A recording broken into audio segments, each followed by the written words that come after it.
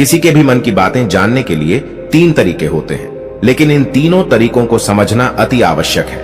यदि आप इन 3 तरीकों को समझ लेते हैं तो आप किसी के भी मन की बातें बड़ी ही आसानी से जान सकते हैं। बहुत समय पहले की बात है। एक छोटा सा गांव था। उस गांव में 2 भाई रहा करते थे। बड़ा भाई अंधा था और इसलिए वह हमेशा घर पर ही बैठा रहता था और छोटा भाई खेती किया करता था। लेकिन खेतों में अत्यधिक जानवर आने से पूरी फसलें नष्ट हो जाती थीं, जिनके कारण छोटा भाई बहुत ही ज्यादा परेशान हो चुका था। एक दिन उसे एक तरकीब सूझी। उसने सोचा, खेतों में से इन जानवरों को भगाने के लिए क्यों ना मैं अपने बड़े भाई की मदद ले लूं। वैसे भी बड़े भैया अंधे हैं, खेतों में बैठे रहेंगे और जानवरों की आहट आने पर वह उन्हें जोर से चिल्लाकर भगा भी सकते हैं, जिससे हमारी फसलें नष्ट होने से बच जाएंगी। यह सब सोच विचार करने के बाद उसने अपने खेत में एक झोपड़ी तैयार कर ली और अपने अंधे भाई को खेत में बैठा दिया और उनसे कहा, भैया, यदि कोई जानवर की आहट आपको सुनाई दे तो आप जोर जोर से चिल्लाना। यह सुनकर वह जानवर यहां से भाग जाएंगे और हमारी फसलें नष्ट होने से बच जाएंगी। बड़ा भाई खुशी खुशी अपने छोटे भाई की बात मान भी लेता है और वह उस दिन से खेत में ही रहना शुरू कर देता है। जब भी किसी जानवर की आहट उसे सुनाई देती तो वह जोर जोर से चिल्लाने लगता, जिससे वह जानवर वहां से भाग जाता था। ऐसा करते करते कई दिन बीत चुके थे। तभी एक दिन उसके खेत में एक हिरण भागता हुआ आया और वह खेत की बाड़ को तोड़कर वहां से भाग गया। लेकिन उसे हिरण का पीछा करते हुए एक राजा भी उस खेत में आ पहुंचा। तभी राजा की नजर उस अंधे भाई पर पड़ती है। राजा उस व्यक्ति से कहता है, देखो, मैं यहाँ पर एक जानवर का पीछा करते हुए आया हूँ। क्या तुमने उस जानवर को यहाँ पर देखा है? पर वह व्यक्ति कहता है, हे राजन, मैं तो अंधा हूँ, मैं भला किसी जानवर को कैसे देख सकता हूँ। लेकिन मैं आपको इतना जरूर बता सकता हूँ कि जो जानवर मेरे खेतों से भाग कर गया है वह आपके लायक नहीं है। आप उसके पीछे अपना समय बर्बाद न करें। राजा संदेह व्यक्त की बात सुनकर बड़ा ही अचरज में पड़ जाता है। वह सोचने लग जाता है कि यह तो अंधा है, फिर इसे कैसे पता चल गया कि जिस हिरण की तलाश कर रहा हूं वह मेरे लायक नहीं है। तभी राजा उस अंधे व्यक्ति से कहता है, कहीं तुम मुझसे झूठ तो नहीं बोल रहे हो कि तुम अंधे हो और तुम्हें कैसे पता कि जो जानवर यहां से भागा है वह मेरे लायक ही नहीं है। इस पर वह अंधा व्यक्ति कहता है कि यह राजन, जिसे आप एक हिरण समझ रहे हैं, असल में वह एक हिरण नहीं है बल्कि एक मादा हिरण है और वह गर्भवती भी है। और जहां तक मुझे ध्यात है, मैंने कभी किसी राजा को किसी गर्भवती हिरण का शिकार करते हुए नहीं सुना है। और इसी कारण से मैं आपसे यह कह रहा हूं कि यह हिरण आपके लायक नहीं है। आप उसके पीछे अपना समय व्यर्थ न करें। यह सुनकर राजा और भी अचरज में पड़ गया कि अंधा आदमी कैसे जान सकता है कि वह हिरण गर्भवती है। राजा कुछ देर सोच विचार करने के बाद अपने सेनापति से कहता है, सेनापति जी, मुझे वह जानवर जिंदा चाहिए, क्योंकि मुझे यह पता करना है कि क्या वह गर्भवती है या नहीं। क्योंकि यह अंधा आदमी बहुत विश्वास के साथ कह रहा है और मुझे इस बात की पुष्टि है।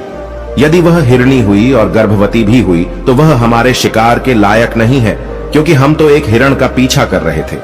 इसलिए जाओ और पता करो, क्या वह हिरणी है।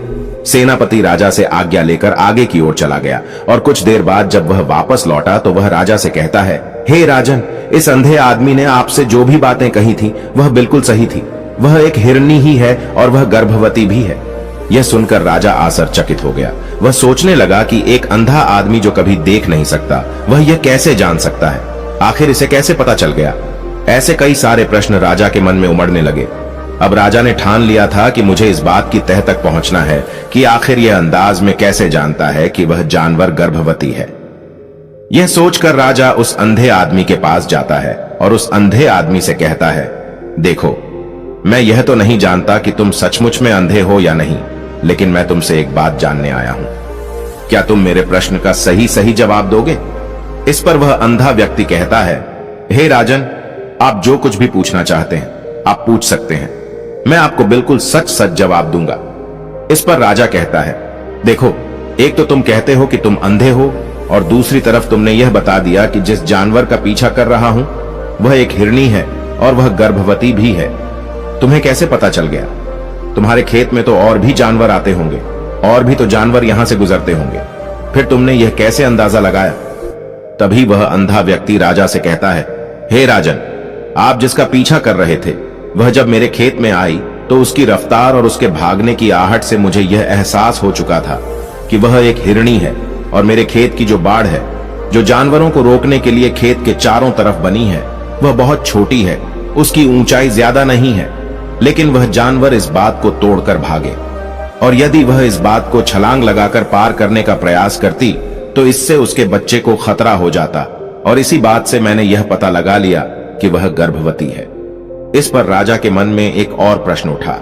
राजा ने कहा कि तुम्हें कैसे पता चल गया कि वह एक हिरणी ही है, और भी 2 जानवर यहां से आते जाते होंगे। इस पर वह अंधा व्यक्ति कहता है, राजन, मैं पूरा दिन सुबह शाम यहीं पर बैठा रहता हूं और मेरे सुनने की शक्ति बहुत तेज है। मैं भांप सकता हूं कि कौन सा जानवर मेरे खेत में आया है, और उसी के आधार पर मैं जोर जोर से चिल्लाता हूं ताकि वह मेरे खेत से भाग जाए और मेरे खेत की फसलें नष्ट होने से बच जाएं। राजा उस अंधे आदमी का यह जवाब सुनकर पूरी तरह से संतुष्ट हो चुका था। वह मन ही मन सोच रहा था कि आदमी भले ही अंधा है, लेकिन यह तो बड़ा ज्ञानी मालूम पड़ता है। इस आदमी से कुछ न कुछ तो काम निकलवाना ही चाहिए। यह विचार लिए राजा वहां से वापस अपने महल की ओर लौट जाता है। कुछ दिनों के बाद राजा अपने सेनापति को आदेश देता है कि जाओ और उस अंधे व्यक्ति को महल लेकर आओ। सेनापति अपने राजा की आज्ञा का पालन करता है। वह तुरंत ही उस अंधे आदमी के पास पहुंचता है और उस अंधे आदमी को राजमहल चलने के लिए कहता है। अंधा व्यक्ति बड़ा ही चालाक था। वह समझ चुका था कि राजा जरूर मुझे कुछ न कुछ काम सौंपने वाले हैं और वह काम मुझे मुसीबत में डाल सकता है, लेकिन फिर भी वह सेनापति की बात मान ली और सेनापति के साथ राजमहल पहुंच गया। राजमहल पहुंचते ही राजा उस अंधे व्यक्ति से कहता है, आप तो बड़े ज्ञानी हैं, आपको किसी भी बात का पता बड़ी आसानी से चल जाता है। आज मैंने आपको यहां इसलिए बुलाया है क्योंकि मैं आपसे यह जानना चाहता हूं कि मेरी पत्नी पतिव्रता है या नहीं। इस पर वह अंधा व्यक्ति कहता है, हे राजन, यह कैसा प्रश्न हुआ। इस पर राजा कहता है, मैंने बिल्कुल उचित प्रश्न किया है, मुझे इस प्रश्न का उत्तर दीजिए। इस पर वह अंधा व्यक्ति कहता है, हे राजन, ये सारी बातें जाने दीजिए। आपकी शादी को इतने साल बीत चुके हैं और अब आप यह बात क्यों जानना चाहते हैं? आपके मन में ऐसे प्रश्न क्यों उठ रहे हैं? इस पर राजा जिद करते हुए कहता है, आपको मुझे इस प्रश्न का उत्तर जरूर देना होगा। यदि आप मुझे इस प्रश्न का उत्तर नहीं देंगे तो मैं आपको मृत्यु दंड दे दूंगा। राजा के मुंह से यह बात सुनकर वह अंधा व्यक्ति कहता है राजन, यदि आप इस प्रश्न का उत्तर जानना चाहते हैं तो इसके लिए आपको मेरा एक काम करना होगा। राजा कहता है, बोलो मुझे क्या काम करना होगा। इस पर वह कहता है, इसके लिए आपको अपनी पत्नी को मेरे साथ कमरे में अकेले छोड़ना होगा।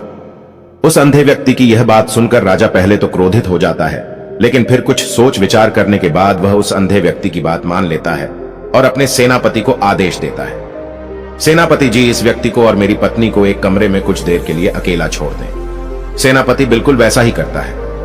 अब राजा की पत्नी और वह आदमी एक कमरे में बंद हो चुके थे। तभी आदमी राजा की पत्नी से कहता है, रानी, मैं आपको छूना चाहता हूं। इस बात पर रानी अत्यधिक क्रोधित हो जाती है और उस अंधे व्यक्ति को पकड़ पकड़कर पीटने लगती है, कभी हाथों से तो कभी लातों से तो कभी पटक पटक कर। इस तरह उसने अंधे आदमी की बहुत पिटाई की। उसके बाद किसी तरह से वह अंधा आदमी अपनी जान बचाकर वहां से भाग निकलता है और राजा के पास पहुंचता है और राजा से कहता है, हे राजन, आपकी पत्नी पतिव्रता नहीं है। यह बात सुनकर राजा अत्यधिक क्रोधित हो उठता है और राजा अपनी तलवार म्यान से निकालकर सीधा अपनी पत्नी की ओर जाता है। क्रोधित होकर वह अपनी रानी से कहता है, रानी जी, आज मैं जो भी सवाल आपसे करने वाला हूं उसका मुझे सच सच जवाब दीजिएगा, और यदि आपने एक शब्द भी छोटा कहा तो मैं आपका सर अभी आपके धड़ से अलग कर दूंगा। आगे राजा कहता है, मुझे बताइए, आप पतिव्रता हैं या नहीं। इस बार रानी कहती है, हे राजन, आप भले मुझे जान से मरवा दें, लेकिन आज मैं सच बोलूंगी, मैं पतिव्रता नहीं हूं। राजा ये बात सुनकर बहुत ही दुखी और निराश हो जाता है। उस अंधे आदमी ने जो भी कहा था वह बिल्कुल सच कहा था। यह बात सुनकर तुरंत ही राजा उस अंधे आदमी के पास पहुंचता है और आकर उस अंधे आदमी से कहता है, तुम्हें कैसे पता चला कि मेरी पत्नी पतिव्रता नहीं है। अंधा आदमी कहता है, हे राजन, बड़ी सीधी सी बात है, मैंने तो आपकी पत्नी से बस इतना ही कहा था कि मुझे आपको छूना है। और इस बात पर वह इतना क्रोधित उठी कि उन्होंने गुस्से में आकर मुझे लात घूंसों से पीटना शुरू कर, और भला कोई औरत किसी और मर्द को कैसे छू सकती है। लेकिन उन्होंने न आव देखा न ताव, बस लात घूंसों से मुझ पर बरसना शुरू कर दी। और एक पतिव्रता नारी कभी भी पराये मर्द को नहीं छूती। जब मैंने उनसे छूने के लिए कहा था तो वह उस वक्त मुझे मना कर सकती थी, लेकिन उन्होंने तो मुझे पीटना शुरू कर दिया और देखते ही देखते उन्होंने मेरे पूरे शरीर को छू लिया। अब आप ही बताइए, ऐसी स्त्री भला पतिव्रता कैसे हो सकती है? इस बात पर राजा कहता है, तुम तो बड़े ज्ञानी मालूम पड़ते हो, तुम्हारी बात बिल्कुल सही है। चलो तुम मेरे एक और प्रश्न का जवाब दो। तुमने मुझे इस प्रश्न का सही जवाब दे दिया तो मैं तुम्हें यहां से जाने दूंगा। राजा उस अंधे आदमी से कहता है कि तुम मुझे बताओ, क्या मैं सच में अपने पिताजी का ही बेटा हूं या फिर किसी और का? इस पर अंधा आदमी कहता है, हे राजन, इस बात से आपको क्या लेना देना? आप किसी की भी औलाद हो, आखिर आप इस राज्य के राजा ही, इसलिए इस प्रश्न को जाने दीजिए। राजा कहता है, नहीं नहीं, मुझे इस प्रश्न का सही जवाब चाहिए, अन्यथा यह प्रश्न मुझे बहुत परेशान करता रहेगा, इसलिए मैं इसका सही सही जवाब आपसे जानना चाहता हूं। यदि तुम इसका सही सही जवाब दे देते हो तो तुम यहां से जा सकते हो। इस पर वह आदमी कहता है, इसके लिए तो मुझे आपकी मां के पास भी जाने की आवश्यकता नहीं है। मैं आपको अभी भी यह बता सकता हूं कि आप किसकी औलाद हैं, लेकिन उससे पहले मैं चाहता हूं कि आप मुझसे वादा करें कि आप मुझ पर क्रोध नहीं करेंगे। राजा ने कहा, मैं तुमसे वादा करता हूं, मैं तुम पर क्रोध नहीं करूंगा। उसके बाद वह अंधा आदमी राजा से कहता है, राजन राजन, आप तो अपने ही पिता के पुत्र, लेकिन आप पर एक कंजूस सेठ की छाया पड़ी हुई है। यह सुनकर राजा बहुत ही क्रोधित हो उठा और वह तुरंत तलवार निकालकर अपनी मां के पास पहुंच जाता है। वहां पर पहुंचने के बाद अपनी मां से कहता है, मां मुझे सच सच बताइए, क्या मैं अपने ही पिता का पुत्र हूं या नहीं? यदि आपने मुझे सही सही नहीं बताया तो मैं यहीं पर प्राण त्याग दूंगा। मुझे बताओ क्या सच है? इस पर उस राजा की मां कहती है, बेटा तू है तो अपने ही पिता का पुत्र, लेकिन तुम्हारे ऊपर एक कंजूस सेठ की छाया पड़ी हुई है। जब मैं एक बार नहाने के बाद अपना मुंह आईने में देख रही थी, तभी उस कांच के पीछे मुझे एक कंजूस सेठ नजर आता है और उसी की छाया तुम पर पड़ चुकी है।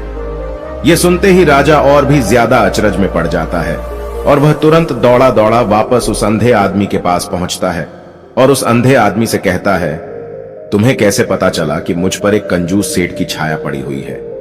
इस पर अंधा आदमी कहता है, राजन, आपने मुझसे कई सारे सवाल पूछे जिनका जवाब भी मैंने आपको सही से दिया। यदि कोई और राजा होता तो मुझे उसके बदले ढेर सारे इनाम दिया होता, लेकिन अब तक आपने मुझे एक फूटी कौड़ी भी नहीं दी। इस बात से मैंने अंदाजा लगा लिया था कि आप बहुत कंजूस हैं।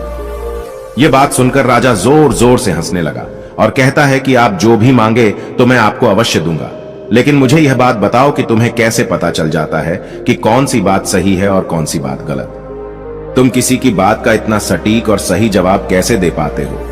इस पर वह अंदाज में कहता है कि हे राजन, मैं तो वैसे ही अंधा हूं। मेरी आंखें होती तो मैं किसी की भी मन की बातें बड़ी सरलता से जान लेता। मन की भी एक भाषा होती है और यह भाषा मनुष्य के शरीर के व्यवहार के रूप में देखी जा सकती है। उसकी आंखों से, उसके होठों से, उसकी दान करने के तरीकों से, उसकी क्रियाओं से यह पता किया जा सकता है कि उसके मन में क्या चल रहा है। उसके आधार पर हम किसी के भी मन की बातें जान सकते हैं, लेकिन मैं तो जन्म से ही अंधाध हूं, मैं देख नहीं सकता, इसलिए मैं क्रियाओं से देखता हूं। यदि मुझे कोई बात जाननी होती है तो अगले आदमी को मुझे कुछ काम देना पड़ता है, जिस पर वह व्यक्ति किस तरीके से उस काम को करता है, उसके आधार पर ही मैं यह पता लगा पाता हूं कि आखिर उसके मन में क्या चल रहा है। तभी वह राजा कहता है, तो इसका अर्थ यह हुआ कि मैं भी किसी के भी मन की बातें जान सकता हूं। इस पर वह अंधा आदमी कहता है कि हे राजन, अवश्य, किंतु उससे पहले आपको अपने ऊपर काम करना होगा और वह अपने मन को शांत करना, अपने मन को वर्तमान में लाना, जिसके लिए मैं आज आपको 3 तरीके बताने वाला हूं। और ये तीनों ही तरीके बड़े ही आसान हैं और सरल हैं, किंतु हे राजन, उससे पहले आपको एक काम करना होगा, अपने मन को एकाग्र करना होगा। जब हम अपने मन को एकाग्र करते हैं, अपने मन को वर्तमान में लाते हैं, तो हम दूसरे के मन की बातें जान सकते हैं, क्योंकि वह आदमी अभी भी अपने मन में वर्तमान में ही सोच रहा है और हमारे मन को वर्तमान में ही लाना होगा, तभी हम उसके मन की बातें जान सकते हैं। यदि हम अतीत में हुई घटनाओं के बारे में सोच रहे होंगे तो जो अगला आदमी में सोच रहा है, वर्तमान में अपनी मन में बात कर रहा है, वह हम कैसे जान पाएंगे? क्योंकि हम तो अतीत की घटनाओं में डूबे हुए हैं। इसलिए किसी के भी मन की बातें जानने के लिए सबसे पहले हमें अपने मन को एकाग्र करना होगा, उसे वर्तमान में लाना होगा। फिर वह अंधा व्यक्ति राजा से कहता है, हे राजन, जो 3 तरीके मैं आपको बताने वाला हूं, इन 3 तरीकों से आप बड़ी आसानी से किसी के भी मन की बातें जान सकते हैं। यह राजा जो सबसे पहला तरीका है वह आंखों पर ध्यान देना।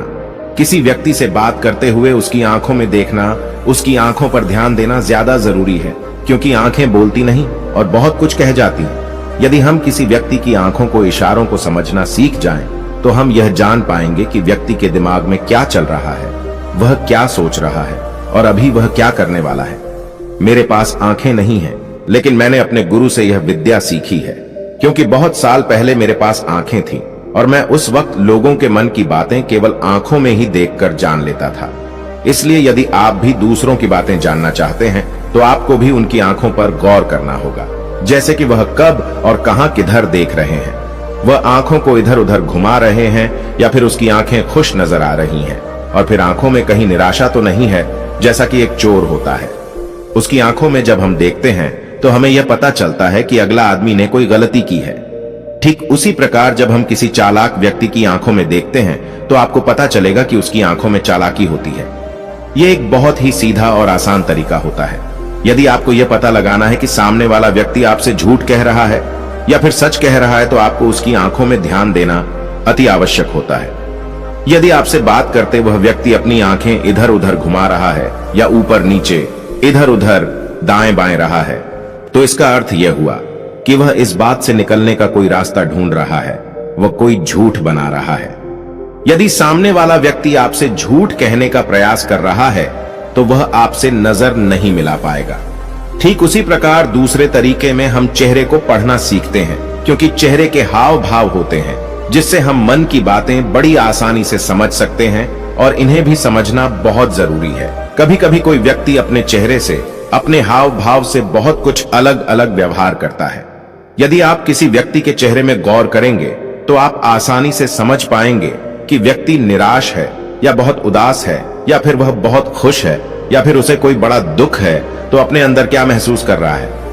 ये सारी बातें हम उसके चेहरे के हाव भाव से पता कर सकती हैं। फिर चाहे इंसान जुबान से कुछ बोले या फिर न बोले, लेकिन आप उसके चेहरे से सब कुछ पता कर सकते हैं।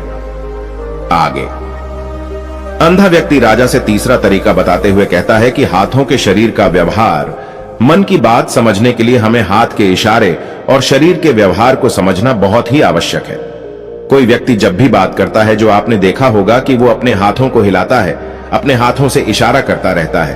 वह बातों के साथ साथ अपने शरीर का जो व्यवहार है उसका भी पूरा उपयोग करता है, जिससे हमें यह पता चल पाता है कि वह व्यक्ति हमारी बातों पर कितना ध्यान दे रहा है और उसके मन में क्या चल रहा है। शरीर के व्यवहार को देखने के लिए उसके हाथ हिलाने के चेहरे पर बार बार हाथ लगाने और हाथों को एक दूसरे पर मसलना, ऐसी बहुत सी क्रियाएं करता है। उस पर हमें ध्यान देना अति आवश्यक है। मन की बात को समझने के लिए हमें शरीर के विज्ञान को भी समझना पड़ता है। यदि हम इन 3 तरीकों को अच्छी तरह से समझ लेते हैं तो हम बहुत जल्दी किसी भी व्यक्ति के मन की बातें बड़ी सरलता और सहजता से जान सकते हैं। इसलिए यदि आपको किसी के मन की बातें जाननी है तो आपको उसकी आंखों पर, उसके चेहरे पर, उसके शरीर के हाव भाव को और उसके हाथों को ध्यान पूर्वक देखना होगा और समझना भी होगा, जिससे आप यह समझ पाएंगे कि आखिरकार उसके मन में क्या चल रहा है और वह क्या सोच रहा है। लेकिन उससे पहले आपको अपने मन को एकाग्र करना होगा, शांत करना होगा और अपने मन को वर्तमान में लाना होगा। तभी आप उस व्यक्ति की इन सभी क्रियाओं पर ध्यान दे पाएंगे और उन्हें समझ पाएंगे। आप यदि अतीत की घटनाओं में व्यस्त हैं, भविष्य की योजनाओं में व्यस्त हैं, तो आप उस व्यक्ति के हाव भाव पर कभी ध्यान ही नहीं दे पाएंगे और न ही आप कभी भी समझ पाएंगे कि आखिरकार उस व्यक्ति के मन में क्या चल रहा है, वह क्या सोच रहा है। या काम कोई भी कर सकता है, या एक प्रकार की विद्या है जो मुझे मेरे गुरु ने सिखाई है। राजन, अगर आपको यह जानना है तो मेरे साथ आपको कुछ दिन रहकर इसका अभ्यास करना होगा। राजा तुरंत राजी हो जाता है और वह उस अंधे व्यक्ति को अपने राज्य का राजगुरु नियुक्त कर देता है और खुद अंधे व्यक्ति का शिष्य बन जाता है। तो दोस्तों, ये कहानी आपको कैसी लगी? उम्मीद है इस वीडियो से आपको बहुत कुछ पता चला होगा। और अगर आप नए हैं तो हमसे जुड़ने के लिए इस चैनल को सब्सक्राइब करना मत भूलिएगा। मिलते हैं अगली वीडियो में कुछ नए विचारों के साथ। तब तक के लिए आपका बहुत बहुत धन्यवाद।